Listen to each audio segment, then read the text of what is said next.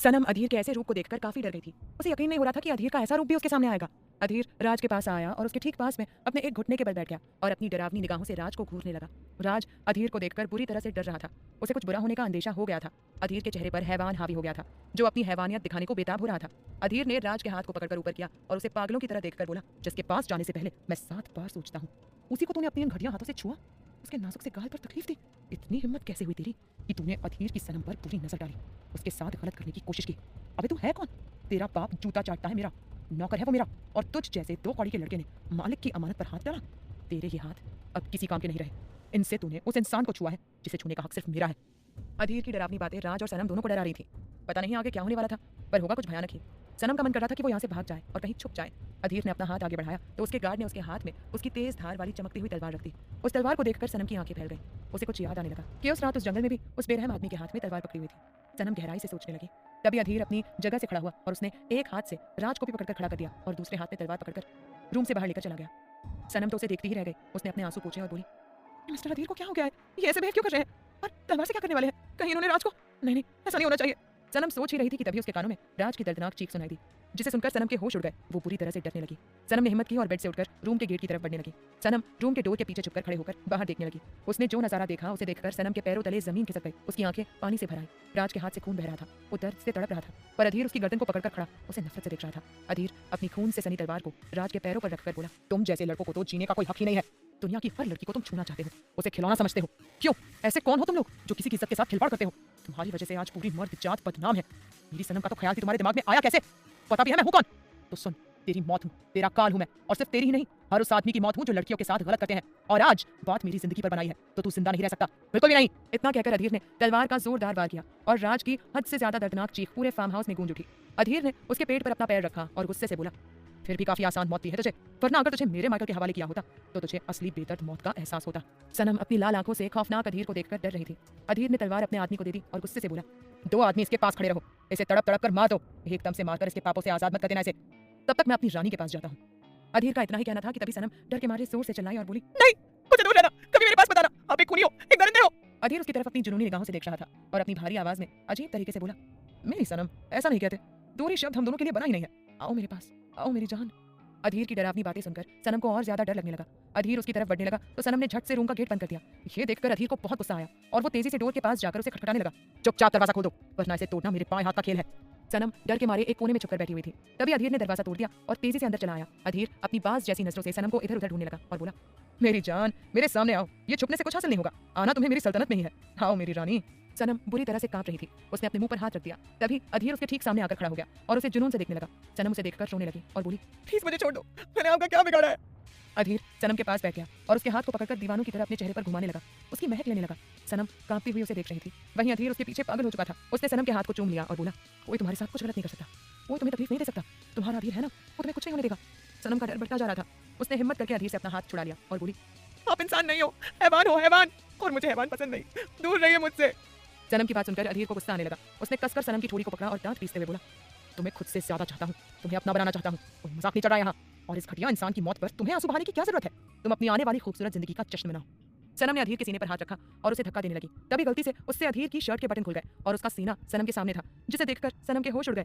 सनम अपनी नीली आंखों से एकटक अधीर के सीने को देख रही थी, जिस पर बड़ा और खतरनाक शेर का टाटू बना हुआ था। यही टाटू उसने जंगल में उस आदमी के सीने पर देखा था और यही टाटू दुनिया के सबसे खूंखार माफिया एडी के सीने पर भी बना हुआ है। सनम को अब जाकर एहसास हुआ कि उसके सामने कौन बैठा है, उसके पीछे कौन पड़ा है। डेविल माफिया बॉस एडी, जिसकी बेदर्दी से पूरी दुनिया खौफ में जीती है, और वही एडी सनम के पीछे दीवानों की तरह पड़ा है। डर के मारे सनम के पसीने छूटने लगे।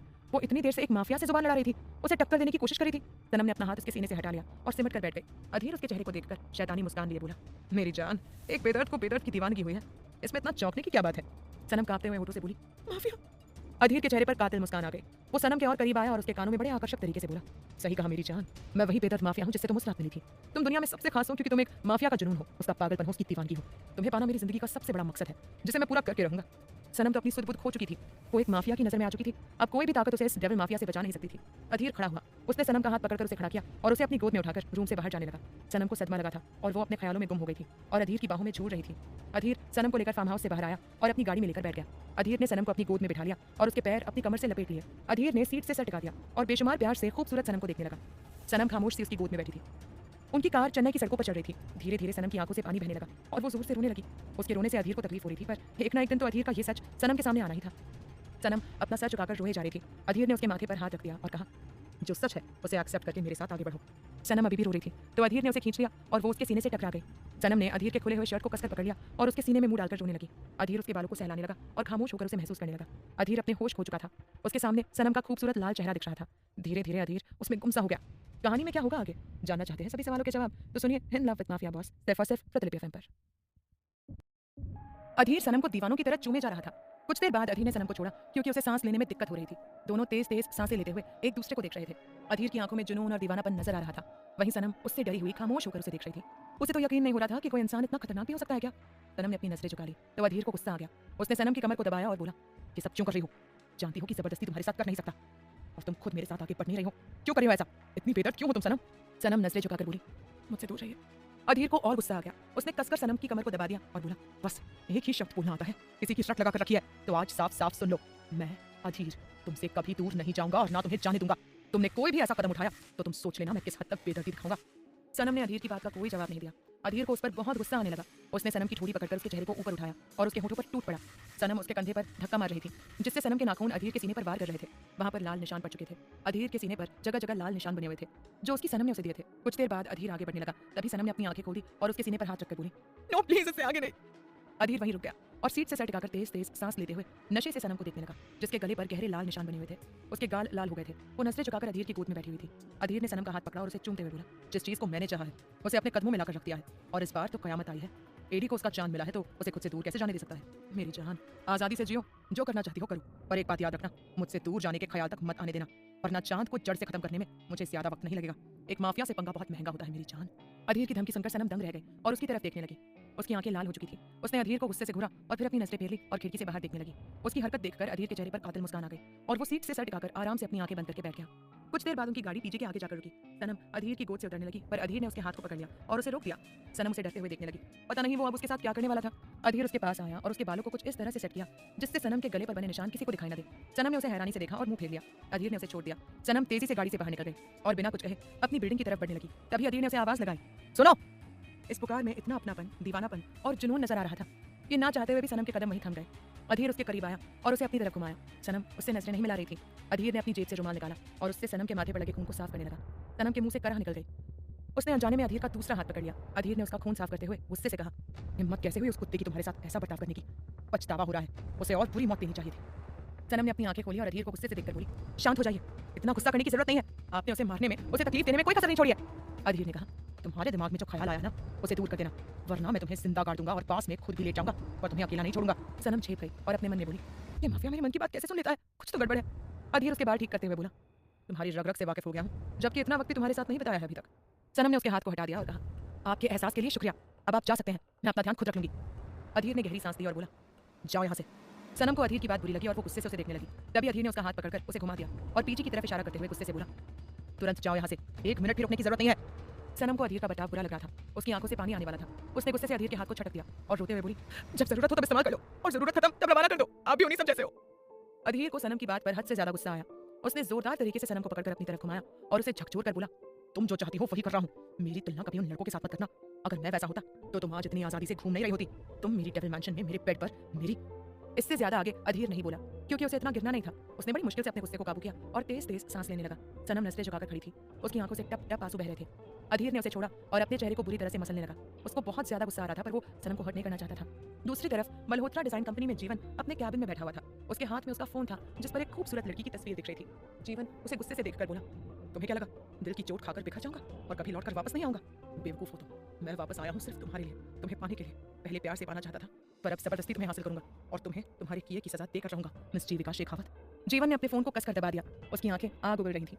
तभी उसका पीए अंदर आया और बोला, सर खबर मिली है कि मिस जीविका ने किसी दूसरी डिजाइन कंपनी के साथ कॉन्ट्रैक्ट साइन किया है। पीए की बात सुनकर जीवन को गुस्सा आ गया और उसने जोर से अपने हाथ को डेस्क पर मारा और बोला, वो कहीं और नहीं जानी चाहिए, उसे मेरे कदमों के नीचे लेकर आओ, वो सिर्फ मेरी है, मेरे लिए बनी है। पीए ने कहा, सर हमारी कंपनी ने उनके डिजाइन रिजेक्ट किए थे इसलिए उन्होंने ऐसा किया है।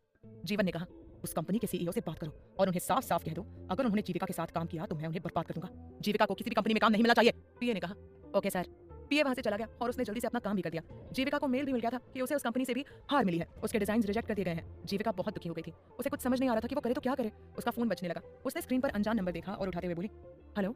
सामने से बेहद घमंडी आवाज आई, हेलो मिस जीविका, कैसी लग रही है तुम्हें तुम्हारी बर्बादी। जीविका उसे पहचान गई और गुस्से में बोली जीवन क्यों कर रहे हो तुम ऐसा, मेरा पीछा छोड़ क्यों नहीं देते तुम, मेरा जीना हराम मत करो प्लीज। जीवन ने कहा इतनी जल्दी हार मान ली तुमने, अभी तो शुरुआत है, आगे आगे देखो होता है क्या। जीविका ने कहा प्लीज जीवन मेरा पीछा छोड़ दो, मेरी कामयाबी के बीच मत आओ। जीवन ने कहा तुमने तो मुझसे मेरी खुशियां छीनी है, उसका क्या हिसाब है तुम्हारे पास। जीविका ने कहा मैंने कुछ नहीं किया था, तुम्हें गलतफहमी हुई है, मैं उस वक्त भी तुम्हारे साथ थी, कभी तुम्हारा बुरा नहीं सोचा। जीवन ने कहा तुमने बुरा नहीं सोचा बल्कि मेरे साथ बुरा किया, पर अब मैं तुम्हारी बातों में नहीं आऊंगा। जीविका ने कहा तुम्हें मेरे बारे में जो सोचना है सोचो, पर प्लीज मेरे लिए ये मुसीबत मत खड़ी करो, मैंने अपनी खुशी फैशन डिजाइनर बनने में ढूंढ ली है, तो इसे मुझसे मत छीनो। जीवन ने कहा तुम्हारी मुसीबत का एक सोल्यूशन है मेरे पास। जीविका ने कहा क्या है प्लीज मुझे बताओ। जीवन बोला जब तक मैं नहीं चाहूंगा तब तक तुम्हें कोई भी फैशन डिजाइन कंपनी हायर नहीं करेगी, ऐसे तो तुम बर्बाद हो जाओगी, तो बचा एक ही रास्ता कि तुम मेरी कंपनी ज्वाइन कर लो और मेरे नीचे रहकर मेरे लिए काम करो, तुम्हारे सारे डिजाइन पास कर दिए जाएंगे और ये ऑफर आज रात 12 बजे तक ही वैलिड है, सोच लो अभी 9 बज रहे हैं। इतना कहकर जीवन ने कॉल कट कर दिया। जीविका की आंखों से पानी बहने लगा, वो बेड पर बैठकर रोने लगी और बोली मैं तुम्हें कैसे यकीन दिलाऊं कि मैंने तो कुछ किया ही नहीं, मैं तो आज भी उसी जगह पर खड़ी हूं जहां तुम मुझे छोड़कर चले गए थे। जीवन हमारे बीच जो दीवार खड़ी हुई है ना वो कभी टूट नहीं सकती, क्योंकि तुम्हें मुझ पर यकीन ही नहीं था और ना है। आज भगवान ने मुझे ऐसे मूड पर लाकर खड़ा कर दिया है कि दोनों में से एक रास्ता चुनना मेरे लिए मुश्किल हो रहा है। सबकी जिंदगी में कुछ ना कुछ चल रहा था, किसी को सुकून नहीं था। अधीर अपनी सनम को अपने एहसास समझाने के लिए पागल हो जा रहा था और वो उसके असली रूप की वजह से उससे दूर जाना चाहती है। जीविका और जीवन के बीच की गलतफहमी की दीवार न जाने कब टूटेगी और कब दोनों आगे बढ़ेंगे। वहीं दूसरी तरफ अधीक्षा अभी भी अपनी भावनाएं अभिनव से छुपा रही थी। उसे डर था कि कहीं अभिनव को कुछ हो न जाए। अभिनव तड़प रहा था अपनी अधीक्षा के प्यार के लिए और वो जल्दी से राजपूत परिवार से इस बारे में बात करना चाहता था, लेकिन उसे अधीक्षा ने रोका हुआ था। रिदा और विहान की कहानी अभी कुछ खास आगे नहीं बढ़ी, वो दोनों फिलहाल एक दूसरे से दूर थे, लेकिन विहान के दिल में रिदा को लेकर कुछ कुछ भाव आने लगे थे। कहानी में क्या होगा आगे जानना चाहते हैं सभी सवालों के जवाब, तो सुनिए in love with mafia boss सिर्फ और सिर्फ प्रतिलिपि FM पर।